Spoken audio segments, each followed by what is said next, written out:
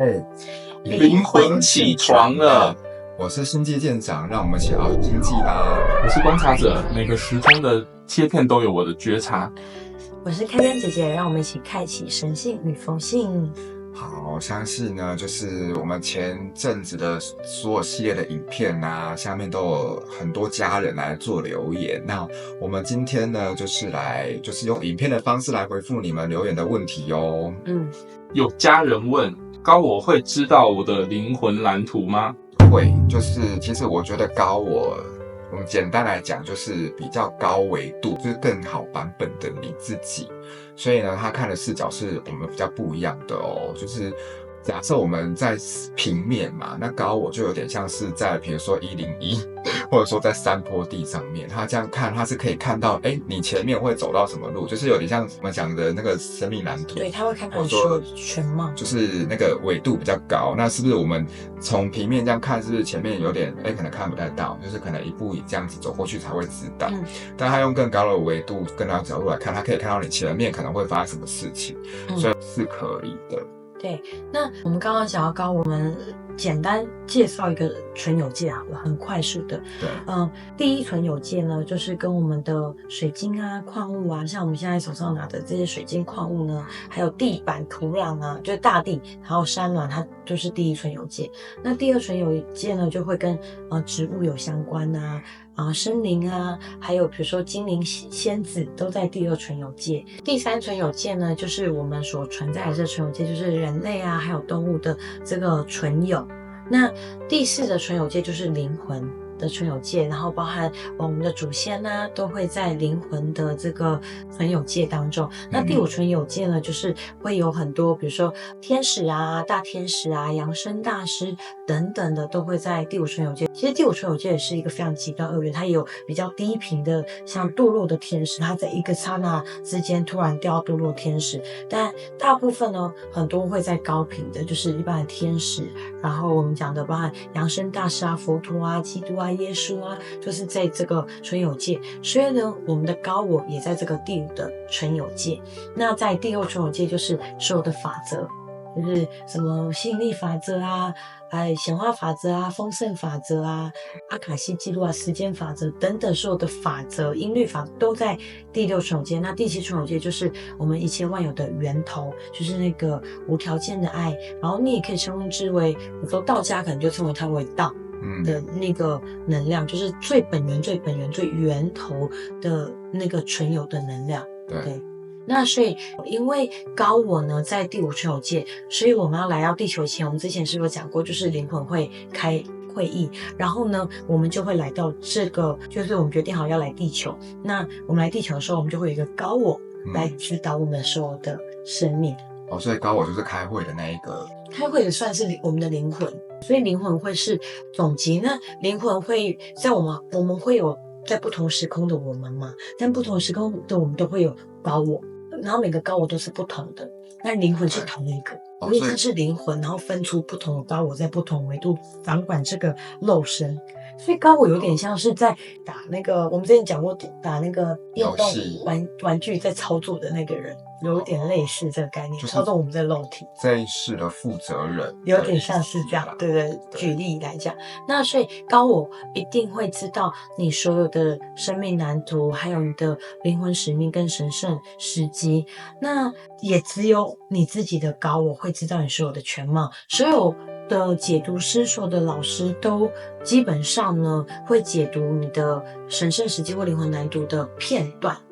那可能不同的解读师会解读出不同的片段，然后呢，你会可以把它们全部整合在一起。那只有你自己会知道你所有的全貌。就有点像拼图，把它拼在一起，对，这样。对，就像我之前，比如说我们在做解读，跟不同的老师在互相练习做解读的时候，他们可能会解读到我某些片段，然后我会解读到某些片段，那他们解读到其实是我自己解读到我所有的全貌，所以只有你自己会知道你所有的这个灵魂的全貌，灵魂蓝图的全貌。对，你的高我会知道的。所以高我是不是也有自己的喜好？对，是有自己的，就是算是判断吗？对，他们会有自己的判断，而且有时候高我呢，有些高我，我们简单讲，他也会有一些人的高我也有一些限制性信念哦。对，所以有时候我们也会去教导高我，就是从源头的角度去教导高我更好的状态。因为我举一个例子，像好多年前那时候，就是我的高我想要提醒我好好休息这件事情，但我当时并没有聆听。那其实我当时有一个讯息，就是一个声音进来，那时候我的聆听力并没有完全的打开，它是一个的声音，我知道有讯息，但我当下没有直接去问是高我还是守护天使要给我讯息，那我就想说，反正我知道有讯息，但我没有理会它。然后就隔天呢，而且当天那时候我的朋友还提醒我说，你要从这边下车嘛，你这样不会被那个机车烫到。我说不会，我从来都没有被烫到过。可是在那个当下其实就有那个的声音，结果我没有理会它。隔天早上我坐了另外一个朋友的摩托车下来之后，我的右脚就被烫到，然后后来就发生这件事情，我就回去跟我的高我对话连结，然后我跟我说没有，我只是想要让你好好休息。我就跟他说，可是你没有肉体，你不会痛到我会痛对，所以他那时候不知道用对我最好的方式让我休息，就用这种方式让我去休息，强制性的，对，强制性让我去休息，对。然后有一些人高我也很有趣，我们之前解读过很多个案，那有一些个案的高我居然不知道钱是什么，因为他们没有。因为他们不需要用钱，对，他们要什么就显化什么了，就这样啊，为什么你要钱？虽然不理解，然后当时我们就把钱展开出来给高我看，说这个是我们在这个地球维度需要用到。他说他知道了。结果后来那个人呢，他开始的那个财富那些个案就开始，他们知道钱是什么了，所以高我协助他，让他在这个存有界，就是钱显化的就更快了。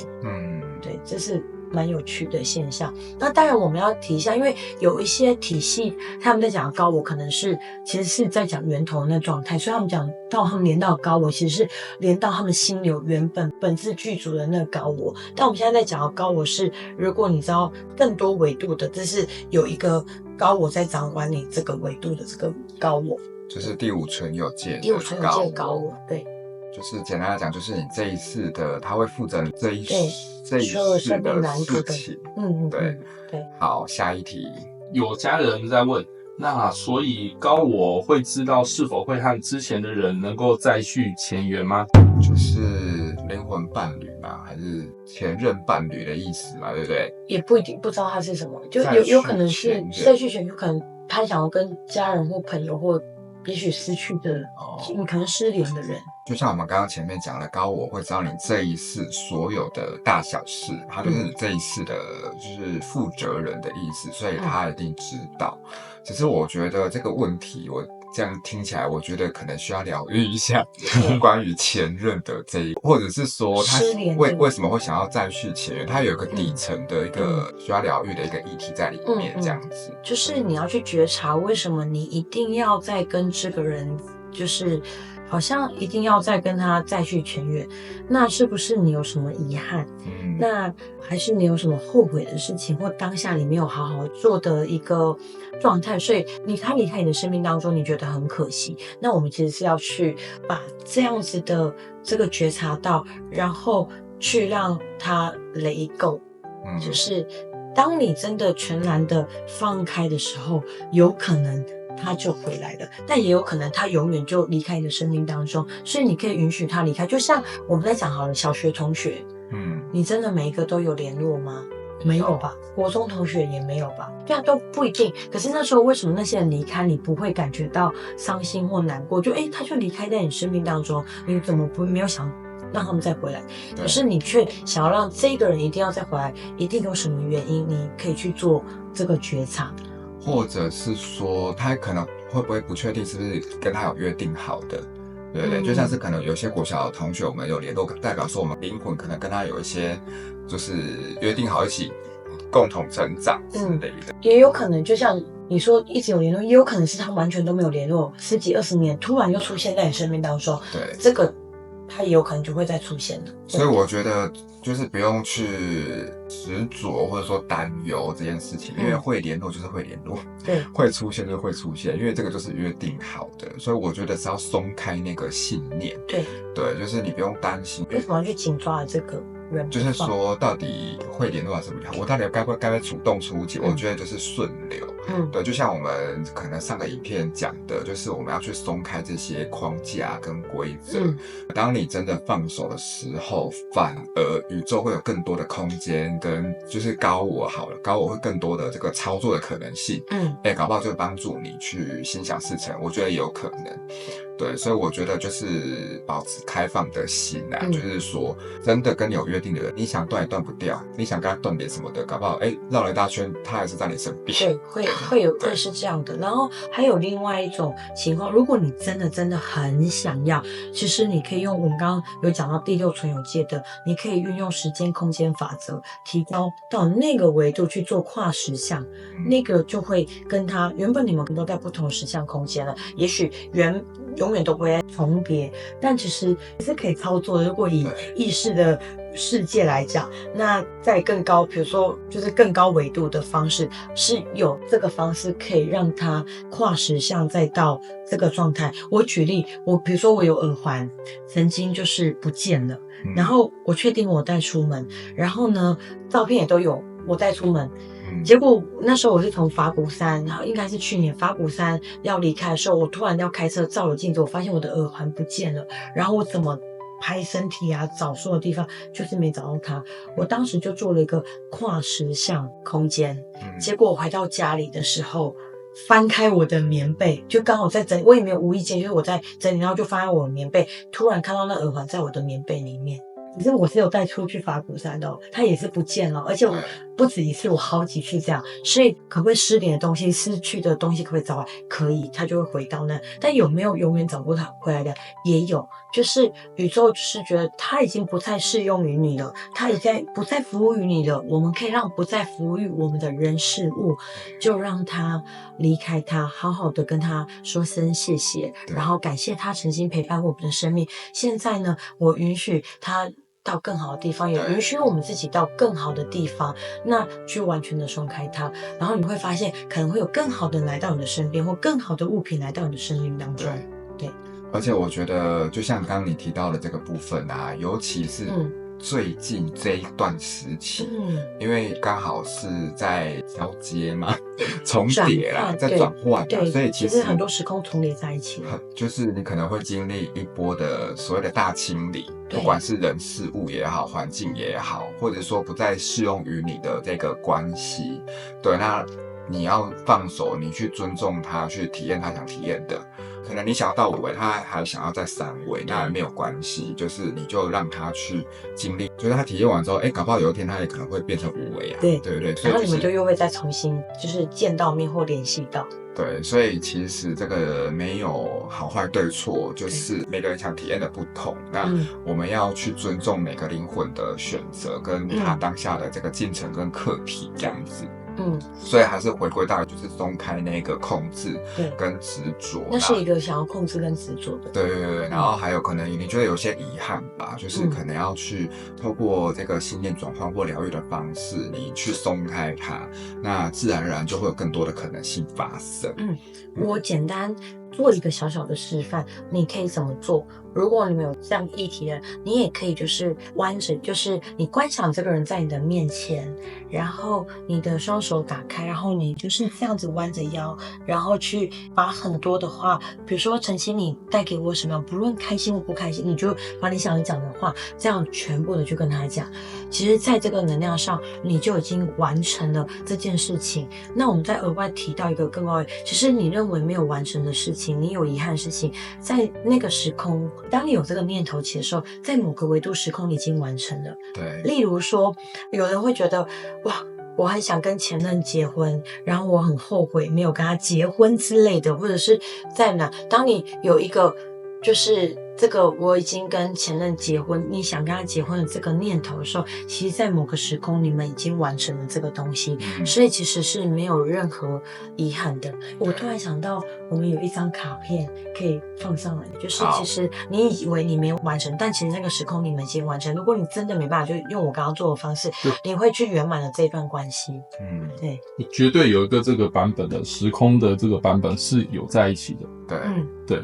对就是创造一个平行宇宙的概对，念在那个时空当中，所以不会在这个时空，但那个时空已经完成，所以你就不会有任何的遗憾了。对对，那如果你真的还有遗憾，就照我刚刚那个方式做，观想他在面前，然后你站着或弯腰，双手就是打开，然后去跟他讲，不论你是把能量还给他，或者是去接收所有的东西都可以。对，你也可以原谅他，就是我已经原谅你了，这些东西。对，这也是一种交托对的概念。所以我们这集先回答到这边，我们后面还有很多要回答，所以我们不同集数一起回答。对，所以这集应该是比较跟高我有关的问题啊，所以就是呢，大家还可以持续在下面留言哦，就是说我们有看到的话，觉得可能大家有类似的问题，我们就会拍影片跟大家做回复这样子。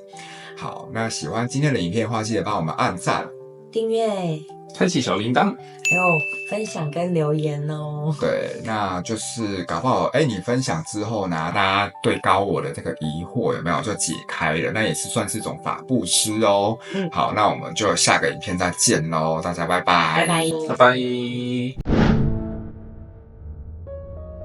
大家有没有感觉最近呢，就是有一些剧烈的一个大蜕变吧？我觉得每个人多多少少可能在生活当中都会有一个大提升、大跃进的感觉。我自己个人，我相信大家应该多多少少都有。就你可以分享最近的故事，这个我们之后再单独拍一集讲。都行啊，都可以。对，